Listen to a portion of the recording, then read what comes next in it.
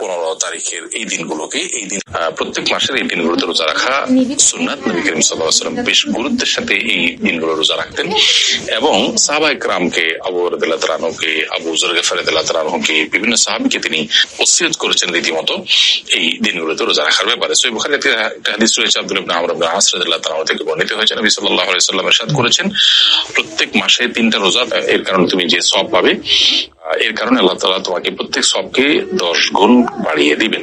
এবং এই দিনগুলো রোজা রাখা আর সারা বছর রোজা রাখা সমান, অর্থাৎ প্রতি মাসে 3 দিন করে রোজা রাখলে ইনশাআল্লাহ বিইذنিল্লাহ সারা মাস রোজা রাখার সওয়াব হবে। এভাবে 3 দিন করে নিয়মিত রাখলে সারা বছর রোজা রাখার সওয়াব পাওয়া যাবে। তিরমিজিতে আবু যর গিফারী রাদিয়াল্লাহু তাআলা বর্ণিত হাদিসে আমরা জানি, নবী সাল্লাল্লাহু আলাইহি ওয়াসাল্লাম সাদ করেছেন, ইয়া আবু যর ইযা সুমতা মিন আশ-শাহরি 3 আইয়াম ফাসুম 13 ওয়া 14 ওয়া 15। আবু যর গিফারীকে নবী সাল্লাল্লাহু আলাইহি ওয়াসাল্লাম বলেছেন, তুমি 3 দিন যখন মাসে রোজা রাখতে যাবে তখন 13, 14, 15 রাখবে।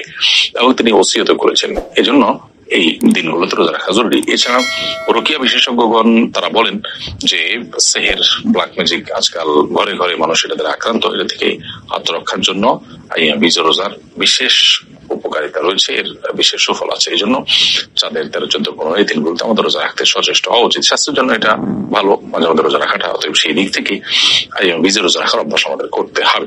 আমি ইন্ডিয়া থেকে বলছি, আমার স্ত্রী আমার কোনো কথা শোনে না, সে আপনার লাইভের নিয়মিত শ্রোতা, তাকে কিছু উপদেশ দিন। ভাই, স্ত্রীকে এবং আপনাকে উভয়কে আমি উপদেশ দিচ্ছি, আল্লাহকে ভয় করে চলুন। যে বোন লাইভে আছেন সেই বোনকে বলবো যে স্বামীর কথা মেনে চলা এটা আপনার কর্তব্যের অংশ। যতক্ষণ পর্যন্ত স্বামী আপনাকে অন্যায় কিছু করতে না বলবেন, ততক্ষণ পর্যন্ত স্বামীর কথা আপনি মেনে চলবেন। নিজের মনের বিরুদ্ধে, ইচ্ছার বিরুদ্ধেও যদি আপনি এই কাজটি করেন, ইনশাআল্লাহ বিইذনিল্লাহ আল্লাহ তাআলা আপনাকে বিনিময় দান করবেন।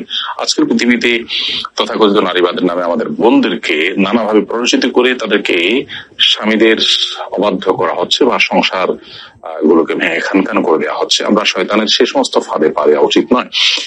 নবী করিম সাল্লাল্লাহু আলাইহি ওয়াসাল্লাম বলেছেন, 4টি কাজ যখন কোনো নারী করেন তার জন্য জান্নাতের 8টি দরজা যে কোনটা দিয়ে প্রবেশ করা সহজ হয় এবং সবগুলো খুলে দেওয়া হয়, তিনি জান্নাতি হতে পারেন। সেই কাজগুলোর মধ্যে একটা হলো যে নারী স্বামীর আনুগত্য করে, স্বামীর কথা শুনে। আপনি কথা শোনা উচিত স্বামীর নিজের ইচ্ছার বিরুদ্ধে হলেও। মানুষ অনেক ঔষধ সেবন করে যেটা তার সেবন করতে ইচ্ছা করে না, কিন্তু তার কল্যাণার্থে সেটি করে, অতএব এই ক্ষেত্রে এটি আপনার করা উচিত। ঠিক একইভাবে যে ভাই প্রশ্ন করেছেন তাকে বলবো, স্ত্রীকে ভালোবাসা দিয়ে নিজের করে নেওয়ার চেষ্টা আপনার করা উচিত। একজন অন্যজনকে ব্লেম না করে নিজের দায়িত্বটা আদায় করা উচিত। স্ত্রী চিন্তা করবেন যে আমি আমার কর্তব্য পালন করি, স্বামী যদি আমার কোনো ত্রুটি করে সে আল্লাহর কাছে দায়ী থাকবে। আবার স্বামীরও উচিত দেখা যে আমি আমার স্ত্রীর প্রতি যে ভালোবাসা এবং সুন্দরভাবে দিন যাপন করা সেটি আমি করছি কিনা, সেটি আমি করে থাকলে আল্লাহর কাছে আমি দায়মুক্ত থাকবো। আর তিনি যদি কোনো ত্রুটি করে থাকেন তার জন্য তিনি আল্লাহর কাছে দায়ী থাকবেন। এই জন্য আমরা যতটা না অধিকার সচেতন হবো তার চেয়ে বেশি কর্তব্য সচেতন হবো। এখানে দেখুন, স্বামী তার স্ত্রীর কাছে আশা করছেন যে স্ত্রী স্বামীর কথা শুনবেন, তার মানে কি আমরা অন্যের ডিউটি নিয়ে বেশি পেরেশান, আমার কর্তব্যটা নিয়ে আমি ভাববো প্রত্যেকটা মানুষই তার জায়গা থেকে করবেন। জীবন আছেন তাকে আমি অনুরোধ করছি, তিনি স্বামীর অন্যায় নয় এমন কথা শুনে চলার চেষ্টা করবেন। এর মাধ্যমে আল্লাহ তার উপর সন্তুষ্ট এবং জান্নাতে যাওয়ার পথ তার সুগম হবে।